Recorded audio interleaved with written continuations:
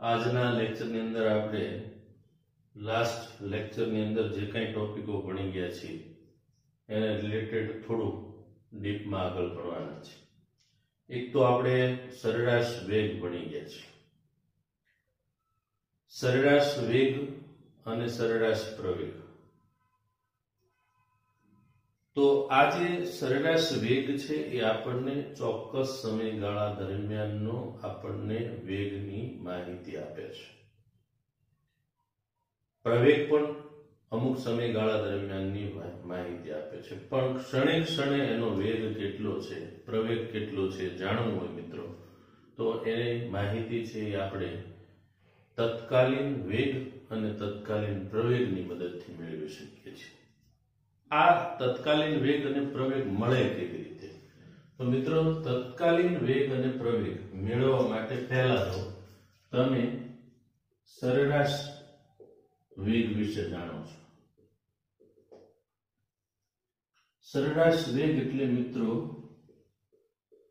સ્થાનાંતરના છેદમાં સમયગાળો.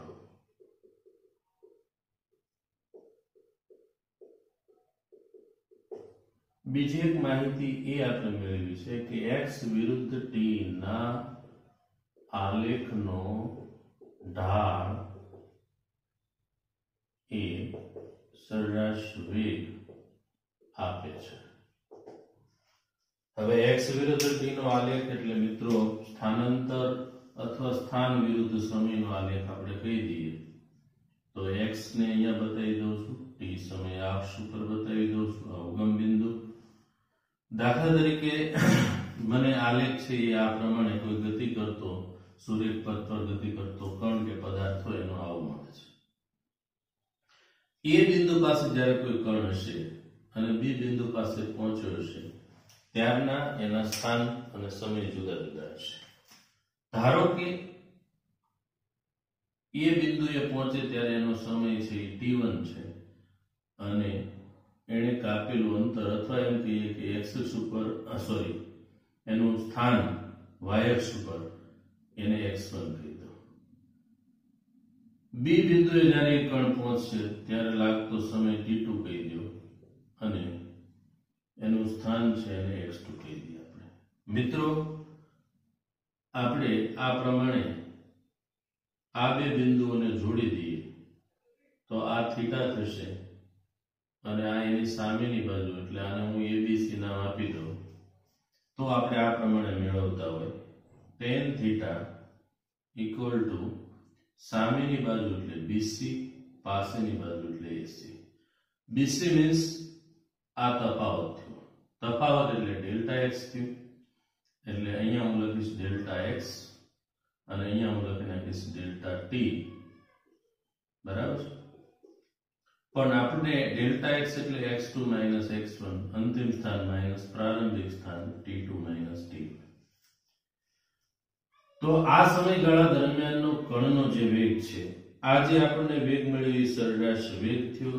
સરેરાશ વેગ એટલે delta x upon delta t, અથવા આપણે આમ લખતા હોય v બાર અથવા બ્રેકેટમાં v is equal to delta x upon delta t. આ સમયગાળા દરમિયાનની આપણને વેગની માહિતી આપે છે. પરંતુ ચોક્કસ સમયે કોઈ પર્ટિક્યુલર ક્ષણે મારે વેગ જાણવો હોય તો એની માહિતી મળતી નથી.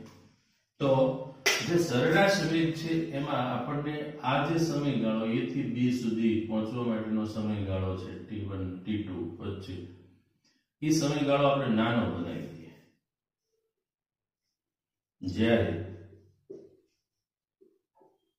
પદાર્થ ના વેગ અંગેની કોઈ પણ સમયે કોઈ પણ ક્ષણે માહિતી મેળવવા માટે ક્ષણે ક્ષણની માહિતી નીકળવી છે એટલે હું અહીંયા ડેલ્ટા t ટેન્ડ્સ ટુ 0 કરી દઉં છું. બરાબર? મતલબ કે આ સમયગાળો છે એને હું નાનો બનાવતો જાઉં જેમ સમયગાળો નાનો થતો જશે એમ આપણને આ જે કણ છે એના વેગ વિશેની માહિતી ચોક્કસ મળતી જશે. બરાબર? એટલે એને લખાય આ રીતે. સરેરાશ વેગ બરાબર delta x upon delta T આપણે ભણી ગયા છીએ. હું લખીશ આ સરેરાશ વેગ બરાબર limit delta T tends two 0. સમયગાળો એટલો સૂક્ષ્મ નાનો બનાવી દો. 0 ટેન્ડ્સ ટુ નો મીનિંગ એ થાય કે 0 નહીં પણ 0 ની નજીક ન હોવો જોઈએ. મીન્સ કે સમજી લો તમે કે t1 સમય છે એ 2 સેકન્ડ છે, t2 છે એ 5 સેકન્ડ છે. તો અત્યારની સ્થિતિ પ્રમાણે આપણે આ જે સમયગાળો ડેલ્ટા ટી આપણને મળ્યો એ 3 સેકન્ડ મળ્યો છે. પણ જો હું આ ડેલ્ટા ટી છે એને નાનો બનાવી દઉં, નાનો એટલે માની લો 0.1 સેકન્ડ બનાવી દઉં, તો એ સમયગાળો છે એ સૂક્ષ્મ થઈ ગયો છે, નિયરલી અબાઉટ 0 જ કહેવાય. આનાથી પણ નાનો સમયગાળો આપણે બનાવી દઈએ, ડેલ્ટા ટી બરાબર 0.01 સેકન્ડ, તો લગભગ નિયરલી અબાઉટ 0 થાય. એટલે limit delta T tends to નો મીનિંગ એ થાય 0 નહીં પણ 0 ની નજીકનો. તો એ સમયે આપણને જે વેગ મળે છે એ વેગને નામ આપવામાં આવ્યું છે તત્કાલીન વેગ. એટલે dx upon dt ની જગ્યાએ લખાશે આમ dx upon dt. અને આ રીતે આપણને જે વેગ મળે છે તત્કાલીન વેગ કહેવાય છે. મિત્રો, તત્કાલીન વેગ મેળવવા માટે ગણિતની અંદર કલન શાસ્ત્ર આખો વિભાગ આવે છે, જેમ વિકલન આવે છે, એનો ઉપયોગ આપણે કરવાના છે. બરાબર? તો આ પ્રમાણે સરેરાશ વેગ છે એ આપણને સમયગાળા દરમિયાનનો સરેરાશ વેગ બતાવે છે. કોઈ પણ ક્ષણે વેગ કેટલો છે એની માહિતી આપણને મળતી નથી. ક્ષણે ક્ષણે વેગ કેટલો છે એ માહિતી જોતી હોય તો એની માટે આપણે શું કરવું પડશે? તત્કાલીન વેગ મેળવવો પડશે. અને તત્કાલીન વેગ મેળવવા માટે આપણે મેથ્સની અંદર જે કલન શાસ્ત્ર છે જેની અંદર વિકલન અને સંકલન આવે છે એમાંથી આપણે વિકલન છે એનો સહારો લેવો પડશે. એટલે વિકલનની મદદથી આપણે આ પ્રમાણે શું મેળવી શકીએ છીએ? તત્કાલીન વેગ. ઓકે, કેવી રીતે મેળવવું એ હું તમને સમજાવી દઉં છું. મિત્રો, આપણને ગતિ કરતા કણ છે એના સ્થાન સૂત્ર આપેલા હોય કે જે સ્થાન સૂત્રની અંદર સમયનું વિધેય હોય, એટલે કે સમય સાથે કણનું સ્થાન કેવી રીતે બદલાય છે એ માટેનું સૂત્ર આપી દીધું હોય તો એ સૂત્ર પરથી આપણે વિકલનની મદદથી આપણે આ પ્રમાણે તત્કાલીન વેગ છે એ મેળવી શકીએ છીએ. બરાબર? તો તત્કાલીન વેગ મેળવવા માટે આપણે વિકલન છે એનો ઉપયોગ કરવો પડશે. કેવી રીતે થશે એ આગળ જોઈએ. સૌથી પહેલા આપણે જોઈ લઈએ સરેરાશ વેગ ઉપરથી આપણે તત્કાલીન વેગ મેળવો એમ સરેરાશ પ્રવેગ ઉપરથી આપણે તત્કાલીન પ્રવેગ પણ મેળવી લઈએ પહેલા. ચાલો મિત્રો, હવે આપણે જોઈએ છીએ સરેરાશ પ્રવેગ. તો સરેરાશ પ્રવેગ, સરેરાશ પ્રવેગ છે અને એ બાર વડે આપણે બતાવતા હોઈએ છીએ. સરેરાશ પ્રવેગ મેળવવા માટે આપણે શું કરીએ છીએ? Delta v by delta T યાની v2 minus v1 upon t2 minus t1. મતલબ વેગના ફેરફારના દરને પ્રવેગ કહેવાય છે. પ્રવેગ એટલે એવી ભૌતિક રાશિ છે જે વેગમાં કેટલો ફેરફાર થાય છે એની માહિતી આપણને આપે છે. બરાબર? તો પ્રવેગ છે એ સરેરાશ પ્રવેગ આપણને જે રીતે v વિરુદ્ધ t ના આલેખનો ઢાળ એ સરેરાશ પ્રવેગ આપે છે. દાખલા તરીકે મારી પાસે કોઈ કણ છે એનો વેગ વિરુદ્ધ સમયનો આલેખ હોય તો હું એના ઉપરથી સરેરાશ પ્રવેગ છે મેળવી શકું. દાખલા તરીકે વેગ વિરુદ્ધ સમયનો આલેખ આપણને આ પ્રમાણે મળે છે.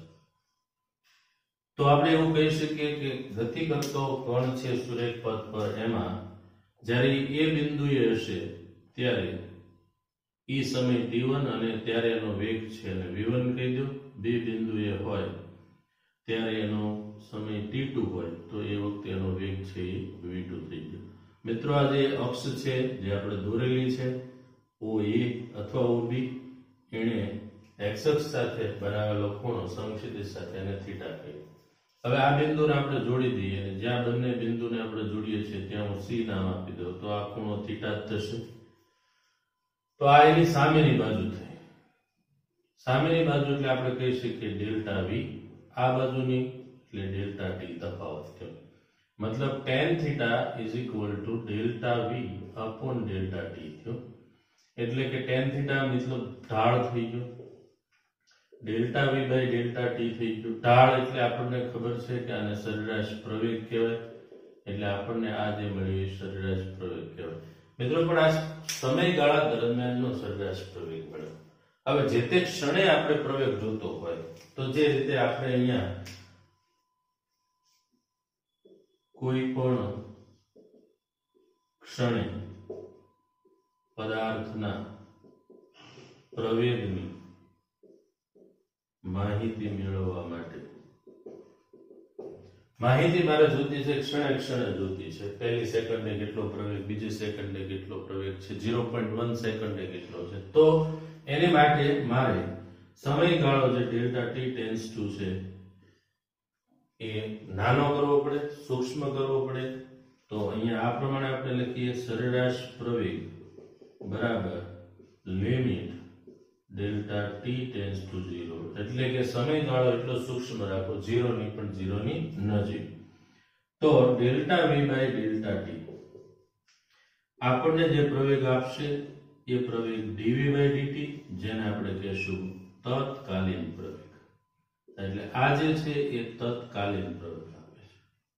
આમાં પણ મિત્રો આપણી પાસે જે વેગનું સૂત્ર હોય એ વેગના સૂત્રનો ઉપયોગ કરી અને એના ઉપરથી આપણે પ્રવેગ મેળવી શકવાના હોય છે.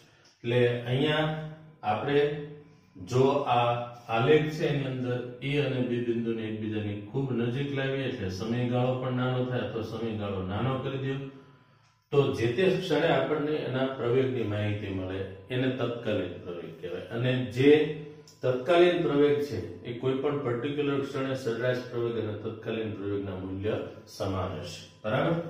તો આ રીતે આપણે સરેરાશ વેગ અને સરેરાશ પ્રવેગ છે એના ઉપરથી આપણે તત્કાલીન વેગ અને તત્કાલીન પ્રવેગ છે મેળવીએ છીએ. હવે આપણે જે મેથ્સની અંદર જે કલન શાસ્ત્ર છે જેમાં વિકલનની મદદથી આપણે વેગ પ્રવેગ મેળવવાનો છે એનો આપણે આગળ અભ્યાસ કરીએ છીએ. પહેલા આને તમે નોટ કરી લેશો. બરાબર?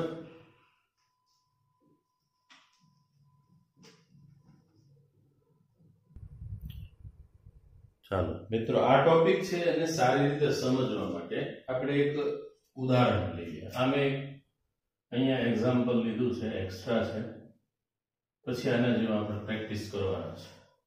એક સુરેખ પથ પર ગતિ કરતા કણનું સ્થાન સૂત્ર આપેલું છે. એટલે પહેલું તો લખી લો તમે કે ભાઈ કણ છે એનું સ્થાન સૂત્ર, કણનું સ્થાન સૂત્ર x બરાબર 2t square plus 3t plus 1 છે. હવે સ્થાન સૂત્ર છે મિત્રો હંમેશા કોઈ પણ સમયે કણનું સ્થાન ક્યાં છે એની માહિતી આપે. જેમ કે માની લો કે x is equal to 2t square plus 3t plus 1 માં મારે આ કણ છે એનું t બરાબર 2 સેકન્ડે એનું સ્થાન જાણવું છે કે ક્યાં હશે. તો 2 સેકન્ડે એનું સ્થાન છે એ જાણવું હોય તો ઉપરનું ઇક્વેશન છે એમાં આપણે 2 મૂકી દઈએ તો 2 કૌંસમાં 4 થશે, 2 નો વર્ગ પ્લસ 6 થશે પ્લસ 1 થશે. એટલે મિત્રો 4 દુ 8, 6 પ્લસ 1 એટલે તમને 6 14 ને 15 મીટર રહેશે. મતલબ સ્થાન સૂત્રનો અર્થ એવો થયો કે કોઈ પણ સમયે કણ છે એનું સ્થાન દર્શાવતું સૂત્ર, કે સમય સાથે કણનું સ્થાન કેવી રીતે બદલાય છે એની માહિતી જે આપે એ સ્થાન સૂત્ર કહેવાય. હવે આપણી પાસે આ સ્થાન સૂત્ર છે.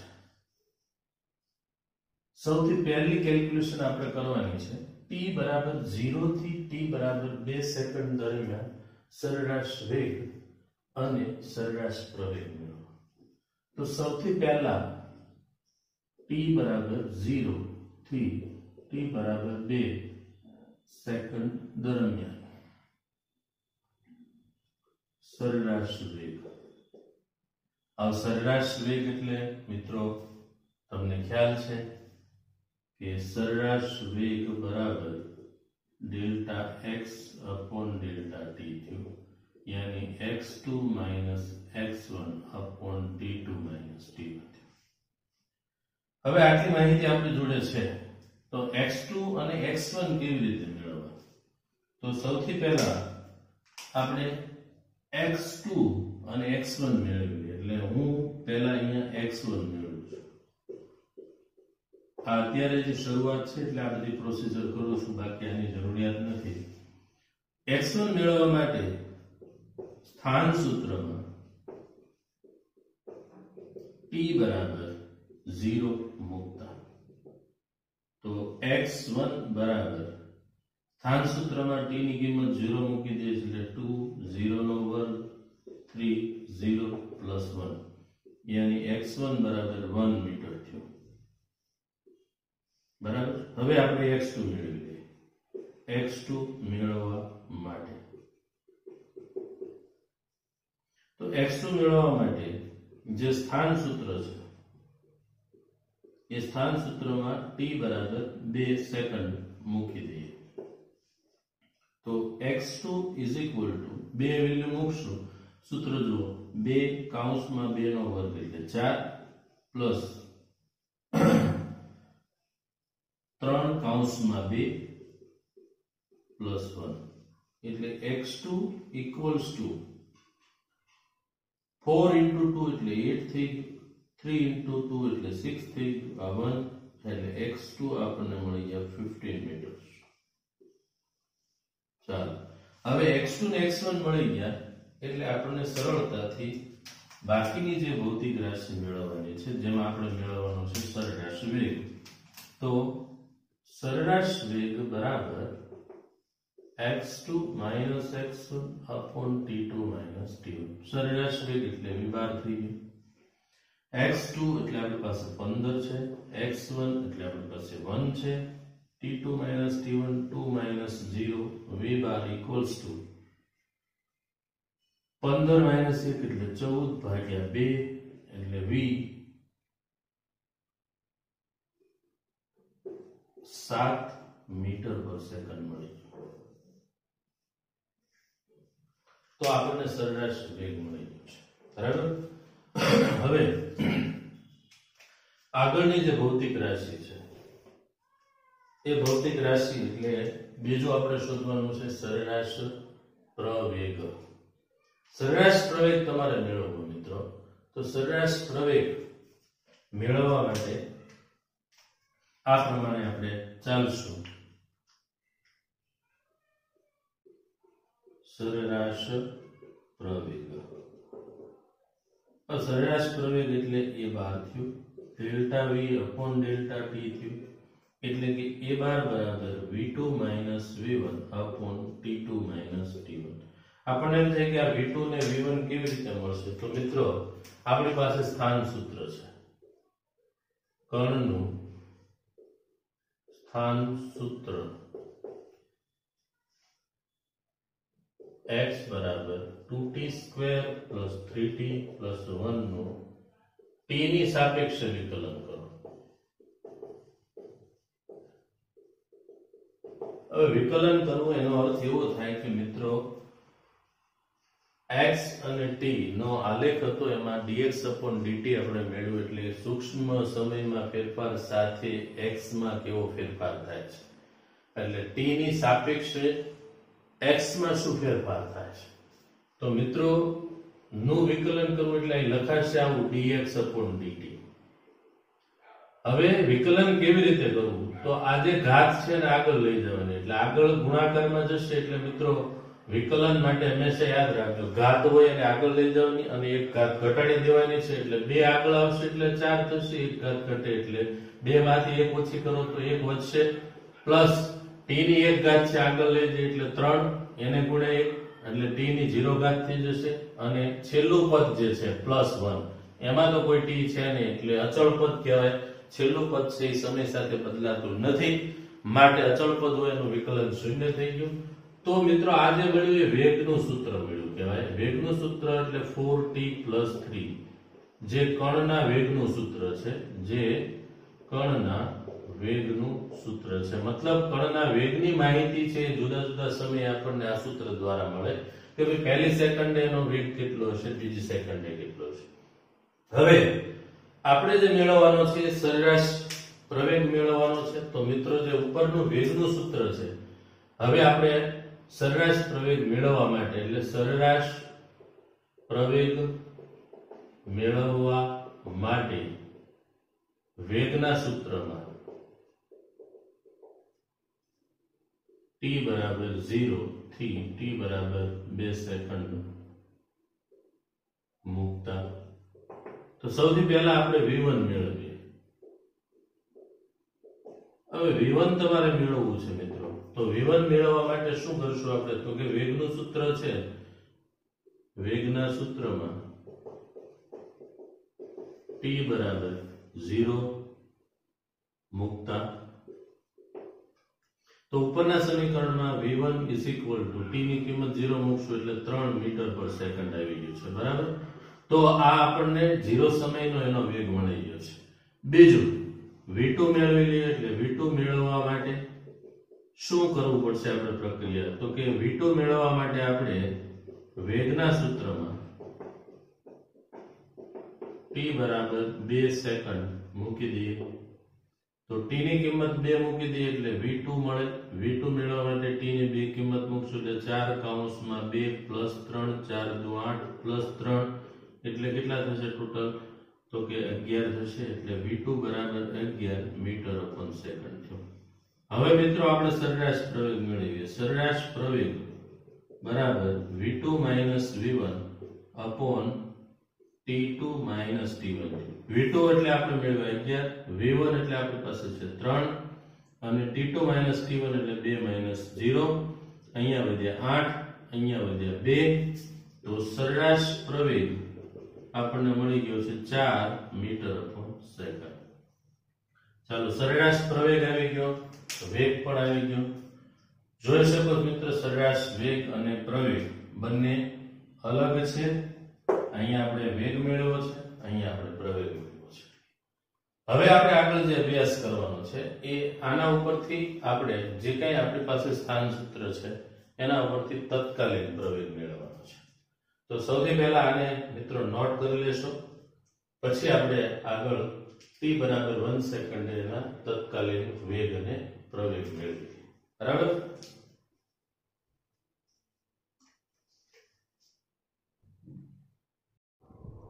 ચાલો એનો જે પાર્ટ 2 છે એને આપણે સોલ્વ કરીએ. t = 1 સેકન્ડે તત્કાલીન વેગ અને તત્કાલીન પ્રવેગ મેળવો. તો કણ છે એનું સ્થાન સૂત્ર છે, કણનું સ્થાન સૂત્ર x = 2t² + 3t + 1 નું t ની સાપેક્ષે વિકલન કરતા. અત્યારે હું જે પ્રક્રિયા કરું છું એ તત્કાલીન વેગ મેળવું. એટલે આપણે તત્કાલીન વેગ મેળવવાની વાત ચાલે છે. તો જે સ્થાન સૂત્ર એનું સમયની સાપેક્ષે વિકલન કરવું એટલે dx/dt લખવાના. સમય સાથે x માં થતો ફેરફાર = 4t.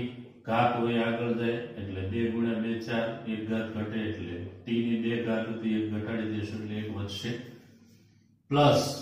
હવે આની માટે કદાચ યાદ ન રહે તો તમારે આ સૂત્ર યાદ રાખવાનું. દાખલા તરીકે કોઈ ભૌતિક રાશિ આપણને આપી દીધી છે અને એ આ પ્રમાણે છે d/dt અને x⁴n આપેલું છે. એટલે હું અહીંયા x⁴n આનું જે આપણે વિકલન કરવાનું થાય, જે કોઈ પદ આપેલું હોય તમને દાખલા તરીકે યાદ આવી રીતે રાખશું dx/dt એટલે વેગ મળે છે. બરાબર. હવે x ની n ઘાત આપેલું હોય તો ઘાત હોય એ આગળ આવશે અને 1 ઘાત ઘટાડી દેવાની એટલે x raise to n minus 1 થાય. એટલે આ મને વિકલન મળ્યું કહેવાય.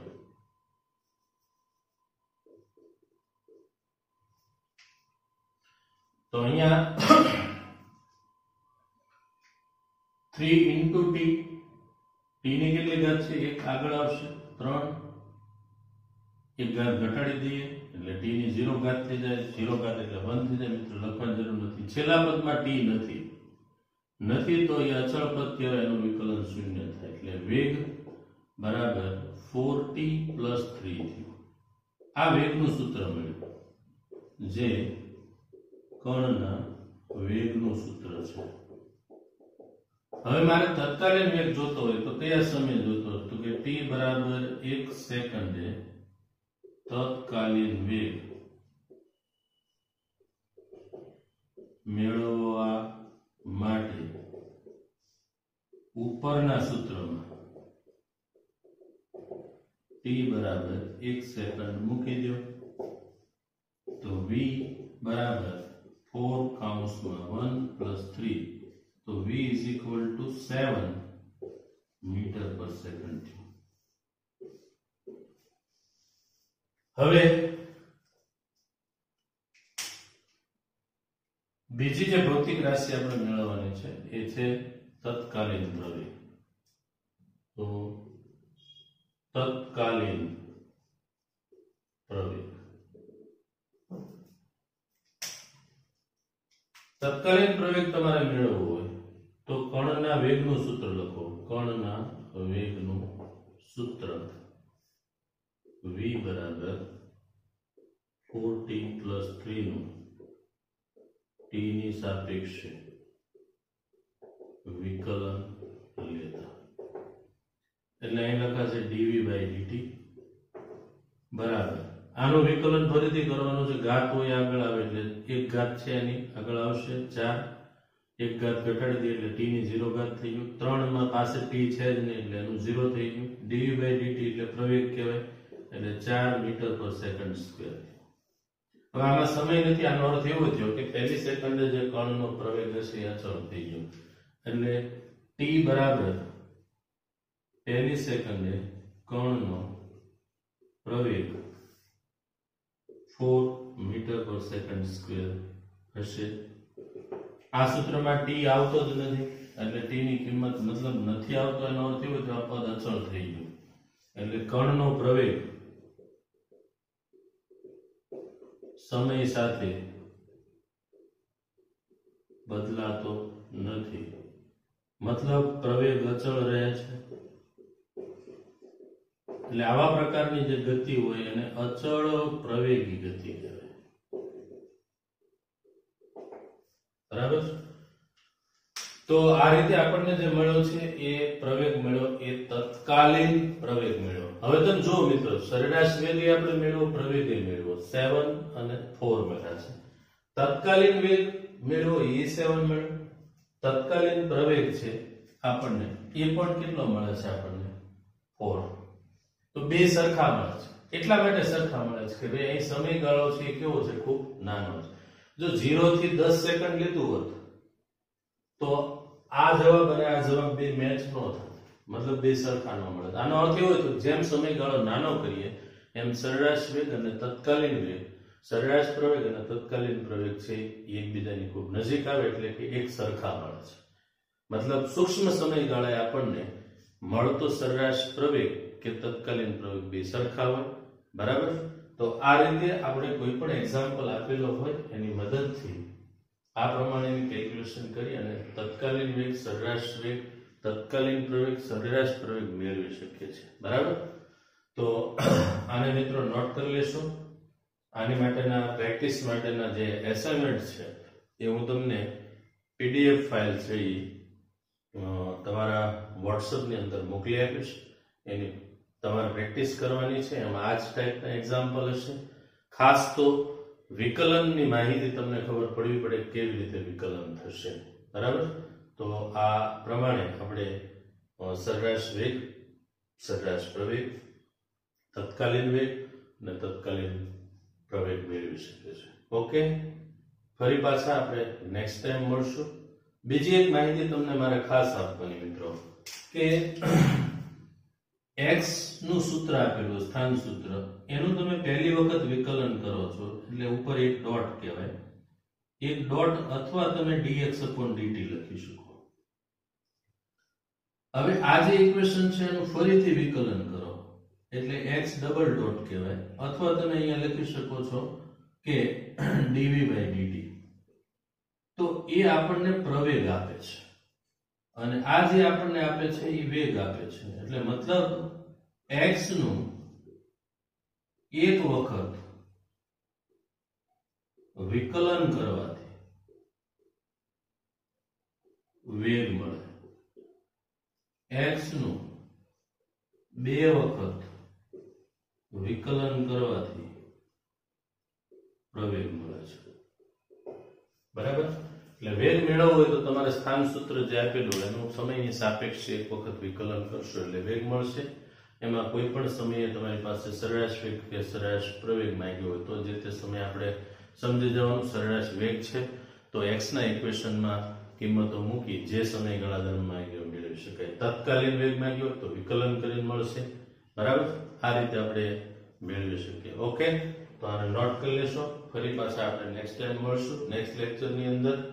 આજનો જે આપણો લેક્ચર છે જેની અંદર ખાસ કરીને આ ટોપિકને રિલેટેડ તમને એક્ઝામ્પલ છે એ પૂછાતા હોય છે. આમાં આપણે 3 લેવલના જે ઈઝી, મીડિયમ અને જે ટફ લેવલ કહેવાય એ ત્રણેય સોલ્વ કરવાના છે.